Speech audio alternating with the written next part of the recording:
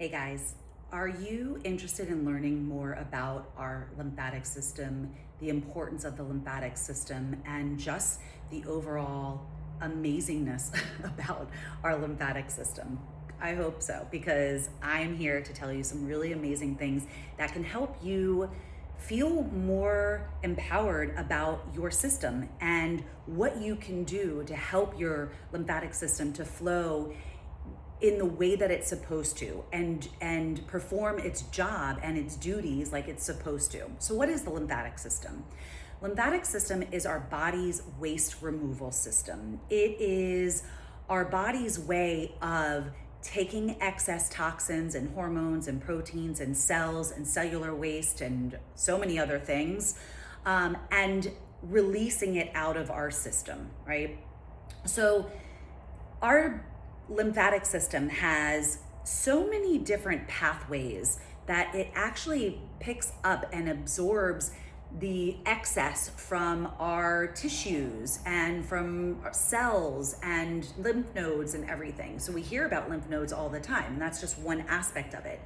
So just underneath our skin is the majority of our lymphatic vessels and capillaries. And it's basically taking everything from the skin and everything from the tissue and everything from the body, and it's moving it through these little vessels, making its way kind of up towards the closest lymph nodes. So I'm using my arm in this situation because any lymph fluid that's making our way to my fingertips, it's going to have to make its way all the way up to the closest lymph nodes, which in this case, it's the axillary nodes, and then to the number one area, which I'm going to get to in just a second. So basically, these capillaries are so smart. It's kind of like a one-way street, right? So as it's picking up this fluid, it's actually moving it almost like it's in an undulating kind of like movement, a very flowing movement like this.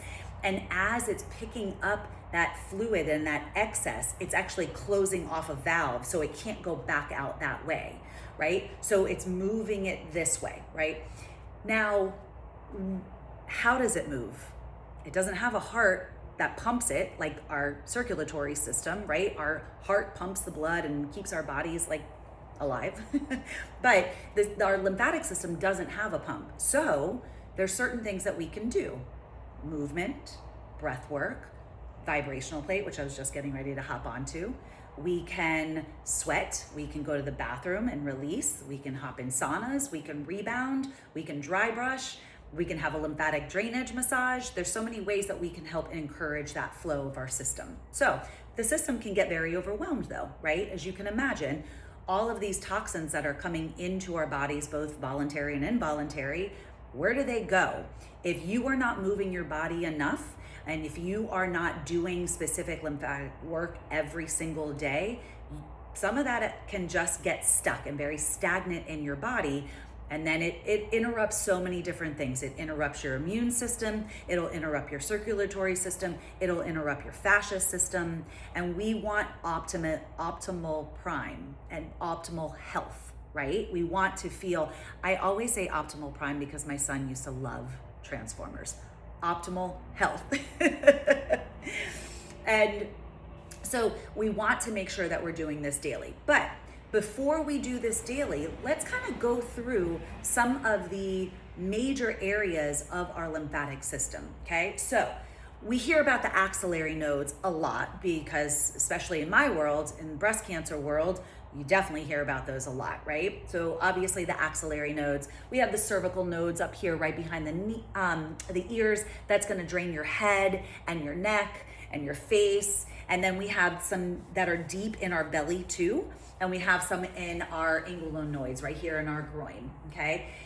But all throughout our body are these vessels and these ducts and trying to kind of take them and move them through the process. So everything, the whole body's lymphatic system, all compiles, finally narrows down to draining into just above the clavicle bones. So when I roll my shoulders forward, right between the neck and the clavicle, there's that hollow area. That is where the subclavian veins live, and that's where the whole body is dumping into, okay? So this area, you can imagine, can get very overwhelmed if you're not moving a lot. So take your fingertips, whether it's your peace fingers or maybe a few other, and just kind of take them just above the clavicle and just create little either circular movements or a pumping down, and take a few deep breaths. I do this every single morning and even maybe a few times throughout the day. And basically just by massaging or pumping, you are encouraging flow. You are releasing stagnancy and creating some space there for the whole rest of the body to start to move into.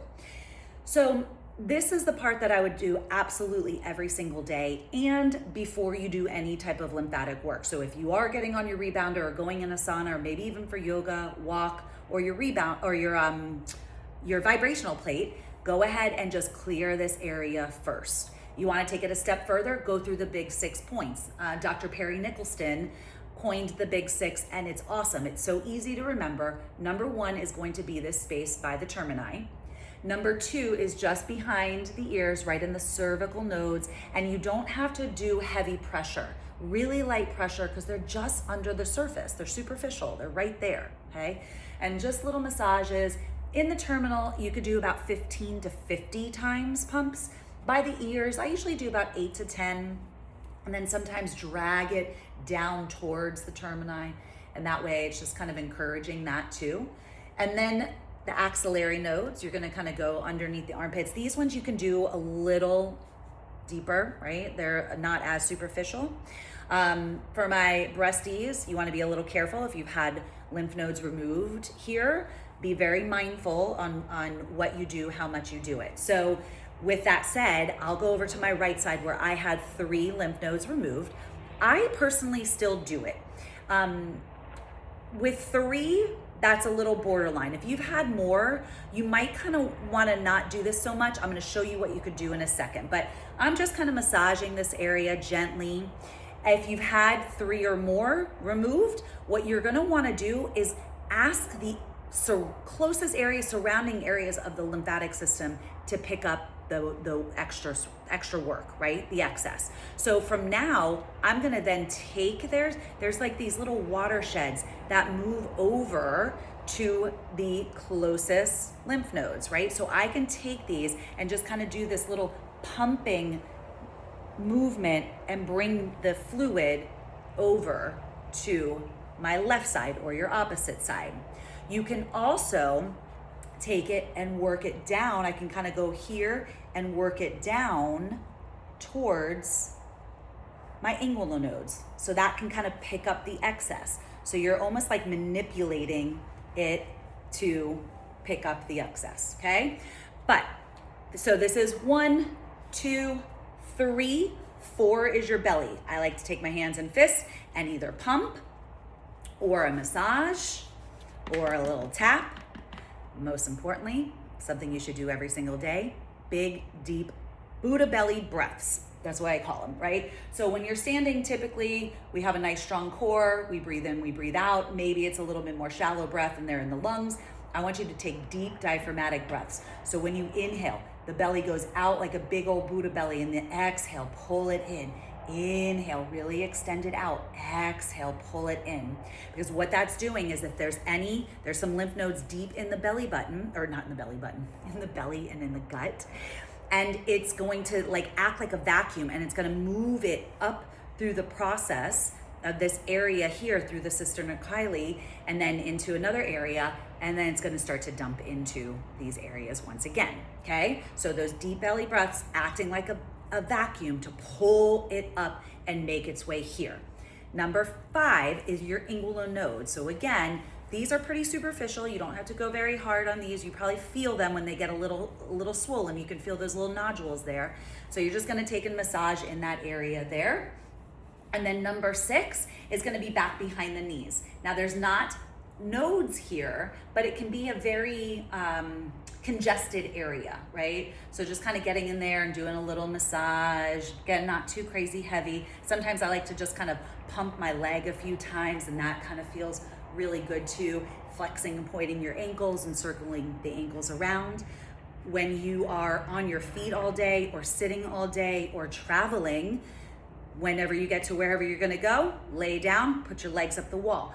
Recirculate some of that lymphatic flow, let it go through the capillaries and through the vessels to make its way to these angular nodes, so that the angular nodes and, well, any lymph nodes, basically along the way, the system is got these little receptors, and it's gonna call in if anything looks dangerous, right? If the system is deeming anything dangerous, it's going to call in the immune system. That's why our lymphatic system is so closely tied to the immune system and the cardiovascular system. Because once it's kind of makes its way, when the immune system does its job that it's supposed to do, if it's going through and clearing out, getting rid of the bacteria, getting rid of those excess cancerous cells, whatever a case may be, it's then gonna take it to the lymph nodes. Lymph nodes gonna clear out what it needs, it's gonna remove the rest, and it's gonna make the rest of the excess make its way up to those clavicle bones and into the termini.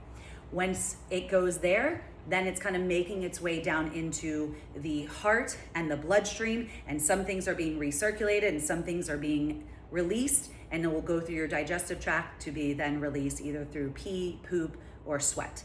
So in a nutshell, not so short, but that is our lymphatic system, and it's super important that we connect to it every single day and do some sort of lymphatic drainage for ourselves every single day. So if you're just starting out, just going through those 6 points every single day and those deep belly breaths will help to encourage more lymphatic flow. As you get more comfortable with that, then you can start to add in the vibrational plates or the rebounders or dry brushing or saunas. There's so many different ways that we can incorporate lymphatic drainage, but you have to kind of go through those 6 points first to encourage to get rid of the excess and the stagnancy and the blockages. We want to clear that space so that the flow can come through. Okay. If you guys have any other questions, I'm always happy to talk about the lymphatic system. I do feel that there's a workshop coming soon, but I wanted to come on here and do another awesome video about the lymphatic system and ways that you guys can support yourself. So let me know if you have any questions, any ahas. I want to hear it all. Any reviews, let me know, and we'll talk soon. Hope you found this enjoyable and helpful. One love.